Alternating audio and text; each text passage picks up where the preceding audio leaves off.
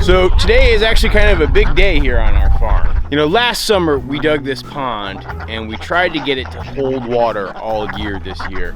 But unfortunately, because both of the drought and the fact that the soil isn't quite right to retain the water, it's turned into more of a mud puddle than an actual pond. But no more, because today is the day that we're gonna actually try to rectify the situation. Because I now have my tractor, as well as the help of my good friend Alfred, we are going to try to spread a special clay substance all along this pond in an attempt to seal the pond. While the pond might not be full of water by the end of this video, my hope is that by the end of this video, it's fully sealed and ready for winter. Because we get such a tremendous amount of snowfall here in northern Vermont, our pasture is usually covered in snow. And then when that snow melts in the springtime, it creates water that fills up this entire area. So because of that fact, I need to make sure that we fill this entire pond with the sealant before the snow starts to fly. In fact, as you saw in our last video, we've already started to get just a little bit of snowfall.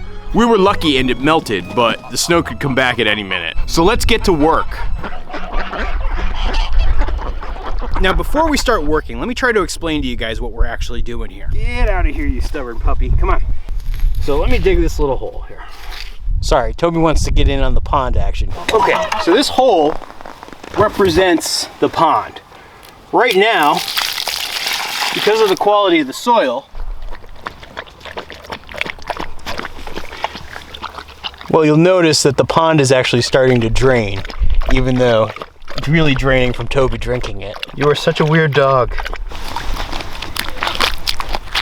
Now what the bentonite's gonna do is the bentonite comes in and we mash it in and mix it in with the dirt, and that's actually gonna make it seal up better.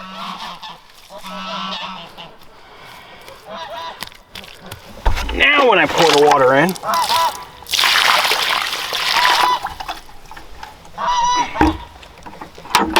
it seals in the water, see? Yes, science!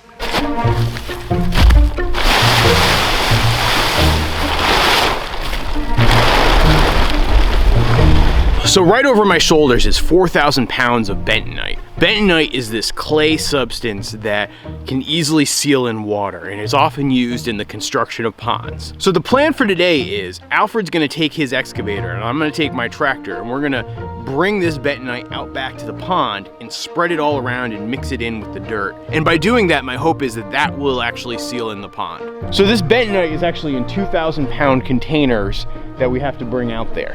The 2,000 pounds, the way it's packed right now, is too awkward for Alfred to drag with his excavator. It would take a long time, it'd be really hard to do. But because I have my tractor, and I've got a couple of pallet forks for my tractor, I'll be able to move these things along no problem. So let's get started. How to remove a front loader attachment. The reason I'm actually back inside reading right now is I've had virtually no experience with tractors up until this point. And ever since we got our tractor last week, I have been obsessively reading manuals and like checking myself before I do everything. It's not that I don't think my common sense is any good and I wouldn't be able to figure it out myself. I just want to make sure I'm doing it the right way and not screwing stuff up. And so that's why I'm back in here reading about how to remove the attachment, because I've actually been only working with the log grapple attachment the last week or so, and so I have not used it for anything else. I actually need to remove the log grapple attachment and put on some pallet fork attachments that I have so that I can pick up the bentonite and move it back to the pond area. But you guys can totally feel free to fast forward through this point.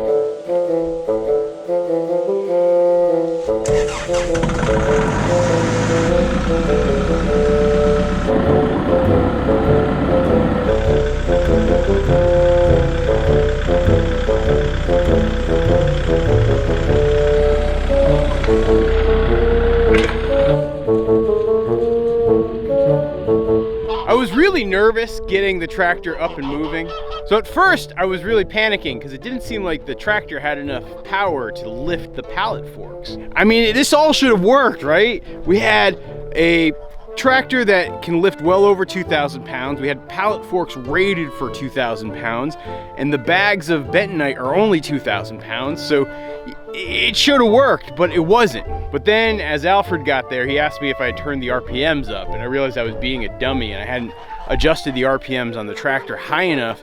I'm not a smart man. So that it would have enough lift to pick up the pallet.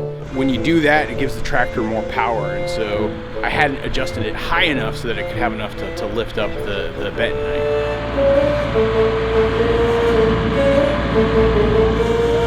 Once I turned up the RPMs though, it was pretty darn easy moving those pallets around. It was actually kind of fun. I was really nervous about having to do this part of the project, but it was easy and no issues whatsoever.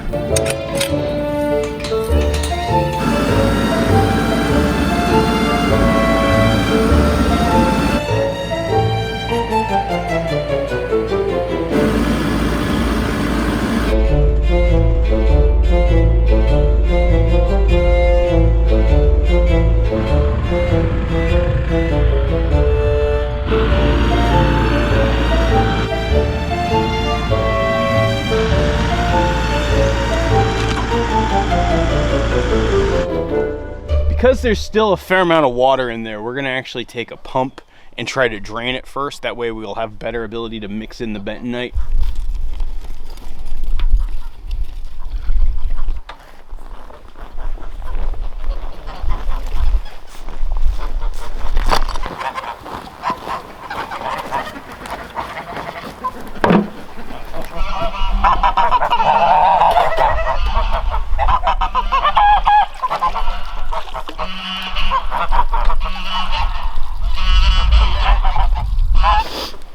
Ew.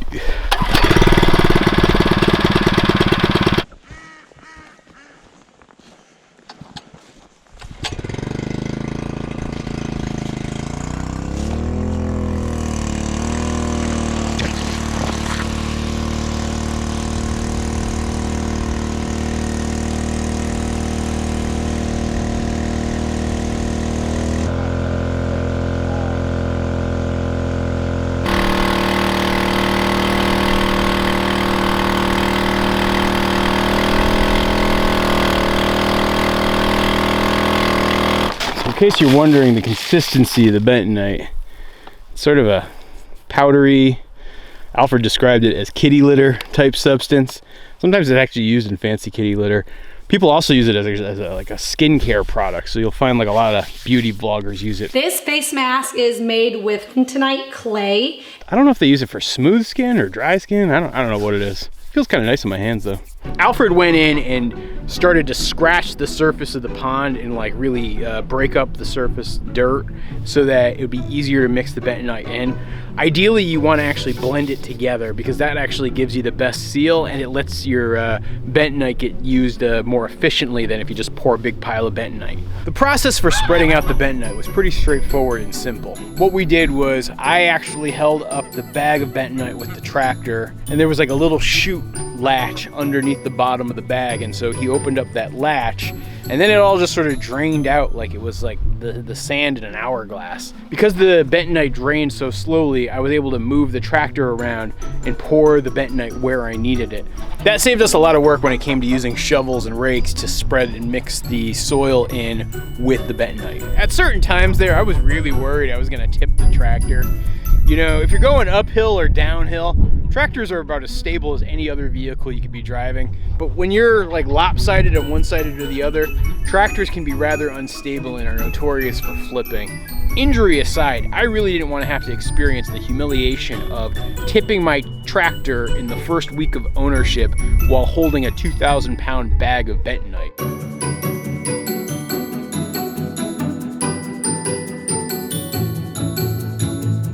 It really only took us about, I don't know, 2.5 hours to pour out all bags of bentonite and get it spread in.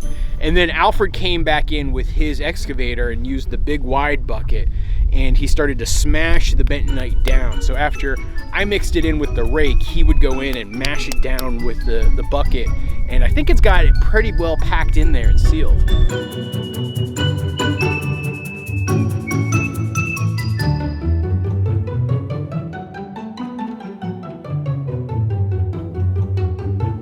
All in all, I'm pretty pleased with how this project turned out. Everything's nice and packed in and mixed in well. If I could have done anything differently, I probably would have bought maybe one more package of bentonite. The only problem is I definitely don't need 3 of them. I probably needed like maybe 1.5. My biggest concern is that like you look at certain areas like right there where it's not perfectly sealed in. And honestly, that's not gonna be the end of the world. The important part to seal in is down below here. Up top there, it's easier to spread in additional bentonite in the future, which I might do, especially given how easy it was to work with my tractor now. And yeah, I said my tractor. You know, I love working on stuff with Alfred. He's such an easygoing, good-natured dude. Just the fact that we could both be out there in large, heavy equipment, working and getting a job done was a lot of fun. Vroom, vroom, vroom, vroom, vroom. Okay. Okie dokie, Lil. You know what time it is.